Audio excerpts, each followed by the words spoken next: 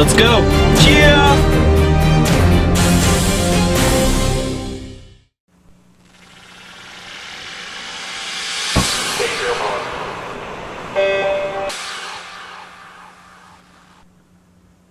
Thanks for joining us on the Morning Swim Show on this Tuesday, July 26, 2011. I'm Jeff Commings. Another great day in the pool at the FINA World Championships with some minor upsets and lots of exciting racing.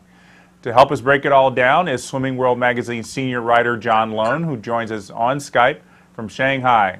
John, good to see you again.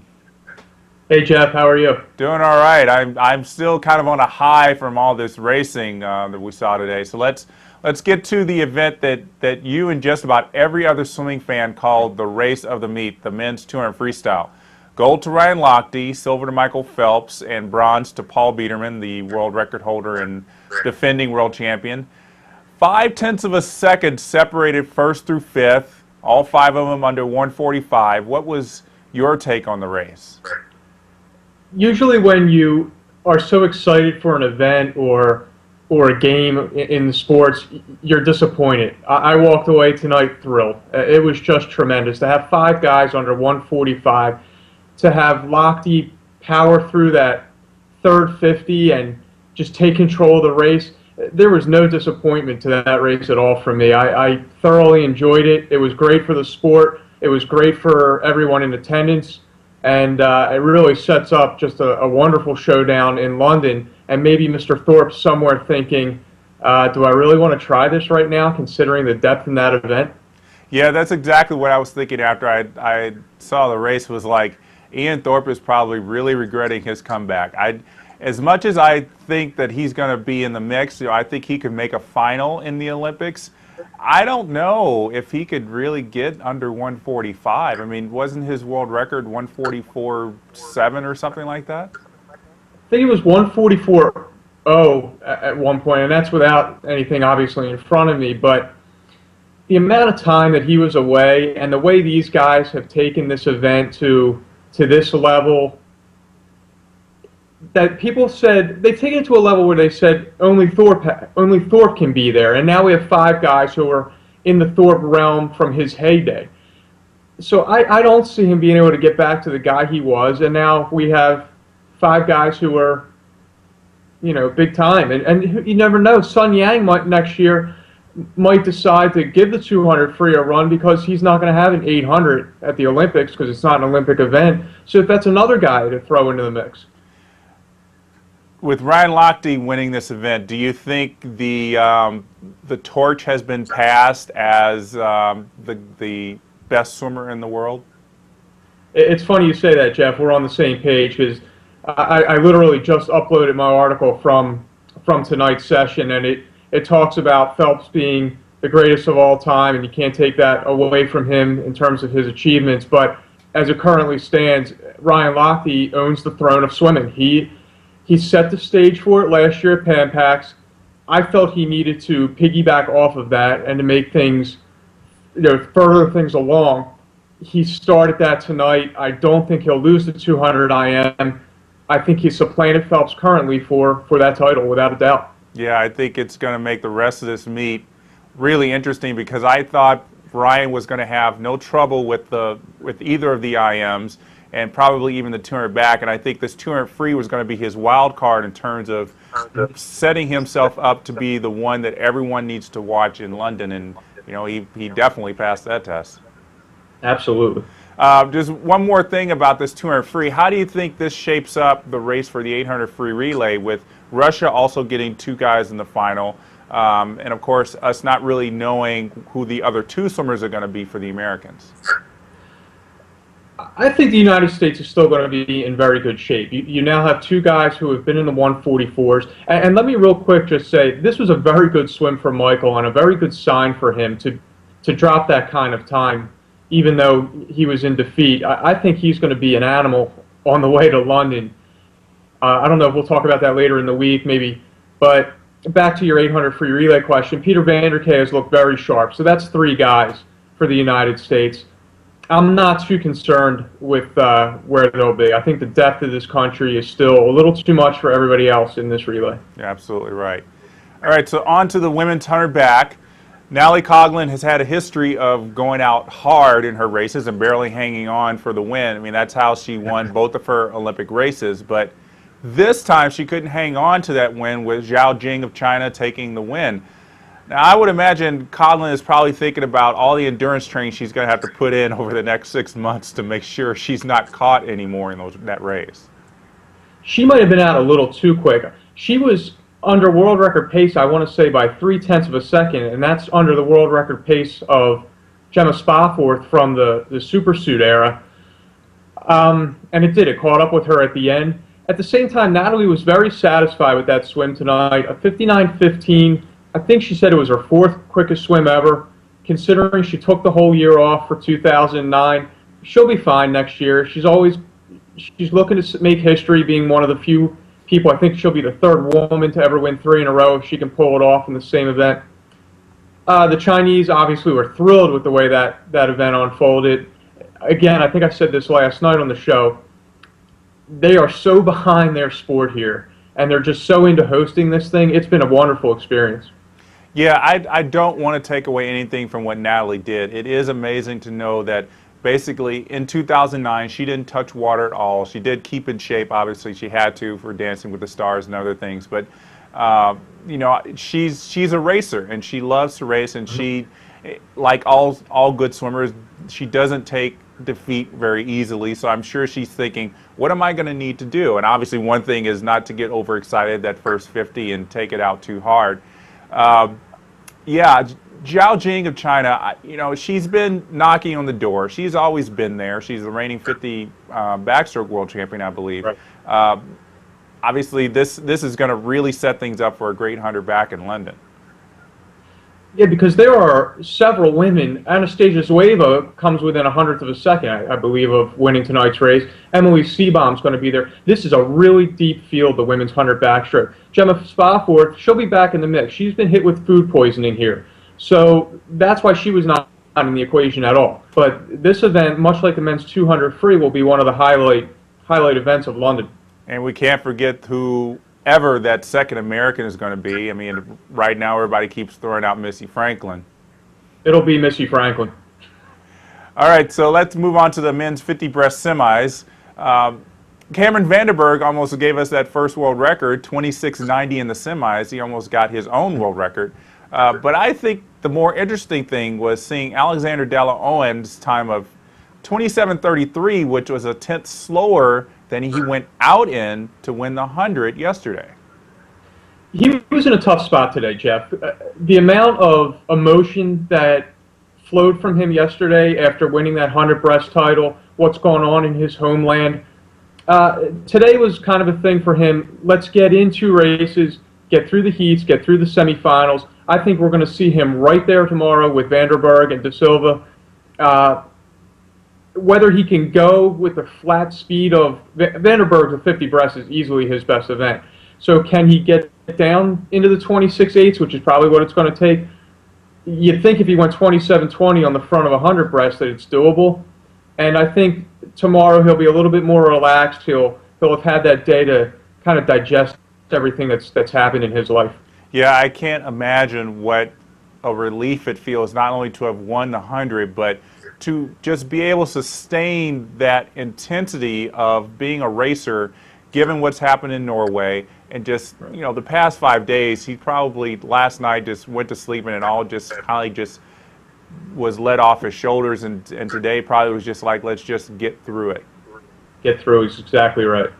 All right, so before we move on, I want to point out that the NCAA champion in the 50 breast, Demir Degania, continues to show me how much of a short course swimmer he is. I mean, he doesn't get into the top 30 in the 100, and today in the 50 semis, he advances to the final. But, I mean, John, for a guy who could put up a 50-second 100-yard breaststroke, there seems to be a great disconnect with him between short course and long course. That's a great observation, Jeff. He clearly needs the walls. All right, the women's 1500. I was actually excited for this race because I really wanted to see what Kate Ziegler was going to do. I know she's been really, to call her career a roller coaster is kind of putting it mildly, but it was just such a great encouragement to see her get second. lot of Friis of Denmark won the gold medal. I think for Kate Ziegler, it really sets up a great 800. Don't you agree with that? Yeah, I think not only does it set up a great 800, I think it sets up a great 2012 for Kate. She needed this. I actually thought she was going to give Friis a little bit more of a run, but I'm not trying to nitpick here. But getting the silver medal was a huge step in the right direction. I know it's a cliche, but that really, really was important for Kate. And I think we'll see her back next year, maybe making a run at being a 400, 800 rep for the United States in London. In terms of Friis, she has become an absolute distant star, though. She has a nice record to her from 08, 09. She was an Olympic medalist, and she's shined on the World Championship stage before, but she really took ownership of that final tonight. Right from the get-go, it was over. Yeah, I guess I wasn't surprised that she took it out fast after seeing how well she took it out in the 400, but to be able to hang on to the gap that she had set with her and Kate Ziegler, I mean, it was 5 seconds throughout pretty much the whole race. It was pretty good. There was one point, Jeff, where I think Kate went from like 5.7 to 4.8 in the span of a lap, and I'm thinking, okay, here comes the Kate surge. And then Friis did not allow the gap to get any smaller because she turned it up another notch. And that's just what a champion does. And I don't want to forget Li Juanzhu of China, who is going to be going into the 800 as the third seed. She got third in the 1500 day. And, I mean, as we've seen through the meet, you can't underestimate what the support of the home crowd's going to do. Yeah, they're having a very good meet, the Chinese, and it sets up very well for them for the Olympics as well. All right, men's 100 backstroke. Camille Lacour, Jeremy Stravius tie for gold, 52.76. Now, I want to talk about the tie in a little bit, but for me, I was really kind of pumped because I wanted to see Camille Lacour go after that world record again. I mean, he's been close to that 51.94 3 times in the past year. Do you think it was the pressure of the final that got to him, or was it just not to be today? I think that's where he is right now. I don't think any pressure got to him. They were very satisfied at the end, obviously, countrymen tying. I walked away with it with a different thought than, oh, well, he didn't get close to world record. I walked away with it saying the United States 400 medley relay is in much better shape right now because Nick Thoman and David Plummer were each within 0.3 of a second of, take your pick on the French swimmer, and that's a lot closer than I expected the United States to be when that medley relay is held later. Takes a little bit of pressure off that breaststroke leg, and obviously France is struggling on the breaststroke leg themselves with Dubas not being in top form. So I saw, even though the Americans didn't make the podium, that's a darn good, sorry guys, effort for the United States. Yeah, I really did see that too when I saw Nick and David get 4th and 5th. Of course, that butterfly is still going to be the wild card. We don't know if it's going to be Fred Bousquet, who can obviously put together a good fly leg. But you're right. A lot of people were saying after Aaron Pearsall retired that we're going to see a rebuilding period in the United States with backstroke. But it looks like that Nick and David they kind of looked at each other and said, "Look, we've got to do this now. We can't just wait until London to show our cards." Yeah, big positive there. In terms of the bronze medal going to Ryusuke Irie from Japan, the fact that this guy broke 53 seconds is a huge, huge boost for him in the 200 backstroke. That's obviously his pet event. Now, he's not going to touch Lochte. After what I saw from Ryan today in the 200 free, I can't imagine that. But we could be seeing some real sizzling times out of that 200 backstroke. What do you think France is going to do to decide which of them swims backstroke in the medley relay final? I don't think they have much of a choice, with the exception of let Stravius go the prelims and Lacour the final, just because you can't separate it here. So I think you have to look at the past records. Lacour's obviously been the guy who has the better track record, so that's my guess what they'll do. Yeah, I agree with you. I think based on past times, Lacour should get it, but you know, you never know. We got the 50 back coming up, so maybe that'll be the ultimate decider. Mm-hmm. All right, John, let's take a little bit of a break and we'll come back and talk about the rest of the meet.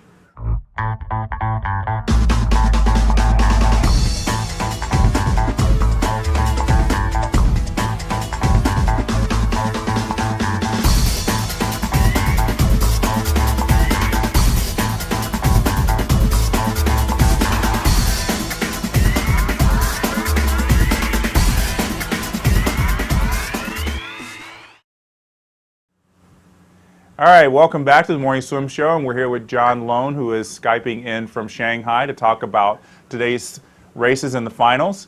John, let's move on to the women's 200 free semis. Federica Pellegrini was not the top qualifier. It was Femke Heemskerk of the Netherlands. Now, I know Heemskerk has been doing well in the 200 free lately, but I didn't see a 155.5 coming. Did you? Neither did I, Jeff.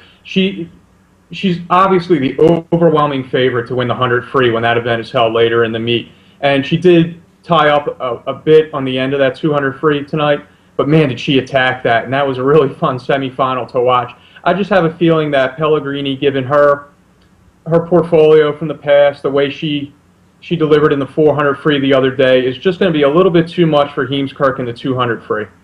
We posted a commentary on swimmingworld.com today from John Craig that talked about how the 400 freestylers might have a little bit of the snap taken out of them after swimming two 400 freestyles and now two 200 freestyles. I think that might have been the case for Taewon Park and Paul Biederman, but I have a feeling that might also hold true for Federica Pellegrini as well. Do you agree? I think she's handled that in the past, though, so I don't think that's going to be as big a deal with her. She seems to be very prepared for this meet, and she's going to want this middle distance double. So I think, given that the fact that she has handled this before, that she'll be fine. All right, and in other news with the 200 free, Dagny Knudsen and Jasmine Toski of the U.S. participated in the swim-off, with Knudsen posting her lifetime best of 156 and change. Now, that definitely gives a boost to the Americans for 800 free relay, who really need it. Allison Schmidt, not really up to the form that I thought she could, and Morgan Scroggie, who took Dana Vollmer's place in the individual 200 free, only swam at 159. Given what Knudsen swam, do you think there is now a chance to beat the Australians, who have to be the favorite right now? Well, they definitely needed that from Knudsen, and that was a huge plus. I think you're looking at Schmidt probably maxed out at 156 mid, which is I think what she went this morning in the prelims, and then couldn't quite match in the semifinals. Vollmer will be fine, but the question is, who's the fourth leg? And when you see what the Australian girls, Bronte Barrett, did tonight, and Kylie Palmer, they have more depth right now, and I think there's a little more kind of solid line, a little more solidified lineup that they have going. What does America do for the fourth spot? You can't throw Morgan Scroggie on there because she just wasn't good enough. Katie Hoff didn't look great the other day. Do you give Natalie the shot at it? And Jasmine Toski was 158-1, but 158's not going to get it done here. Yeah, Natalie's kind of that wild card. I think when we had her on the Morning Swim Show earlier, she said that 800 free relay she hasn't been training for it. And I don't know, even given the great way she's been swimming at this meet, that she could even tell Terry McKeever and Greg Troy, the coaches, that I could put up a time that's going to be any better than what, like you said, Jasmine Toski put up. There's going to have to be a conversation. They might have to just say, hey, if we want to take a shot at this, we have to take a flyer here. And the flyer, of all things, would be Natalie Coughlin, which you never think a flyer with her, but that's what it would be. You take a gamble. Yeah, well, we'll have to see when they walk out on the deck in a couple of days. Yeah. All right, 200 butterfly semis. Michael Phelps qualifying third for the final. I know, he had the 200 free, and a lot of people will say he held back. But I have a suspicion he's going to have his hands full in the final. I mean, I think he's going to win, but it's not going to be easy. Takeshi Matsuda is going to be with him and is going to be with him the entire way. He looked very good tonight in that second semifinal. And I agree, Michael probably held off a little bit tonight. He did have a grueling race, probably a little bit more than an hour before. It's Michael's baby. It always has been. He'll win, but you're right, Jeff. He's going to have his hands full, more so than we're used to seeing with him in the 200 fly in international competition. You know what I really liked seeing was Caio Almeida from Brazil way out in lane 1 in the first semi, just really going for it. I mean, he knew what he had to do. I think he wanted to show people, you know, probably I'm going to be the one you're really going to have to look at in the final. I mean, do you think he's going to be the rabbit? That looks like that's his style. I mean, talk about a go for broke approach. That was it. And he didn't die as badly as I thought he was going to. Yeah, I really thought it was going to be like barely getting his fingers out of the water on the recovery. I was waiting for the piano to fall. Yeah. And hey, give the guy credit for taking an approach that he figured this is the only way to get it done for me, and you know, paid off. Yeah. I think there's going to be a lot of different styles in play. You know, Michael Phelps is going to be the one he's probably going to have to go for it if he knows, because he knows these guys are probably going to be chasing him that last 50. But you know, tomorrow that's going to be probably, after seeing what Phelps did in the 200 free and after seeing both of those semis, it's going to be the race for me tomorrow. And let's face it, Jeff, how many times has Michael gotten to his third event and doesn't have a gold medal? So that's not going to be sitting real well. He's sitting right now with a bronze from the relay, silver from the 200 free. He's going to want to walk away from his baby with that gold. And that's why I think we'll see a pretty good show from him. Yeah. All right, last event of the day, women's 100 breasts. The top two, no surprise. Rebecca Soni, gold, and Liesl Jones, silver. Soni's time was 1:05.05. Did you think she had a shot at Jessica Hardy's world record of 1:04.4 after she went 1:04.9 in yesterday in semis?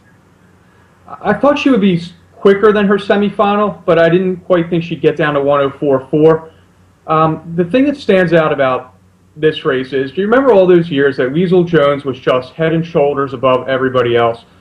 I think Liesl was 1:05.09 for a long time, was her world record. Nobody could come within a second of that. Jessica Hardy at one point was 1:06.20.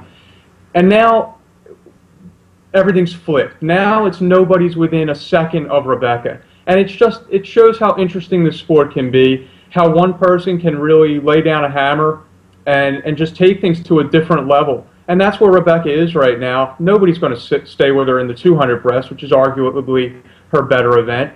But it really is shocking to see how she's pulled and put this gap between she and Liesl Jones, when Liesl was once considered the best 100 breaststroker ever. Yeah, it is in 100 to be a second ahead of the field is remarkable, and you don't see that in any of the other hundreds. No. All right, John. Well, I told you the 200 fly for me tomorrow is going to be the race I'm most excited about. What are you most looking forward to tomorrow? Let's see. Let me just give it a real quick thought. You know what? The men's 800 freestyle, because Sun Yang went and had a great prelim swim, but and the Chinese are going to be right behind him. But from the Faroe Islands, I think it's Pan Jonsen, was 7:45 this morning in the prelims, put himself in the top 25 all-time times. The Faroe Islands have about a population of like a small town. There's no 50-meter pool there. The guy might be on the medal stand. I hope they have the flag for him. I'm sure they had one flown in, or maybe they brought it in with Pal. I think you're right. It's going to be a real big encouragement for his very small country, and just one of the great success stories of this meet. Absolutely. It was one of those things you kind of smirk on press row today, saying it'd be really cool to see this guy on the medals podium. Absolutely. Well, John, it was great talking about today's races, and looking forward to catching up to you tomorrow. Jeff, thanks a lot. All right, that's John Lohn joining us from Shanghai. I'm Jeff Commings joining you here in the Phoenix office. We'll see you back here tomorrow.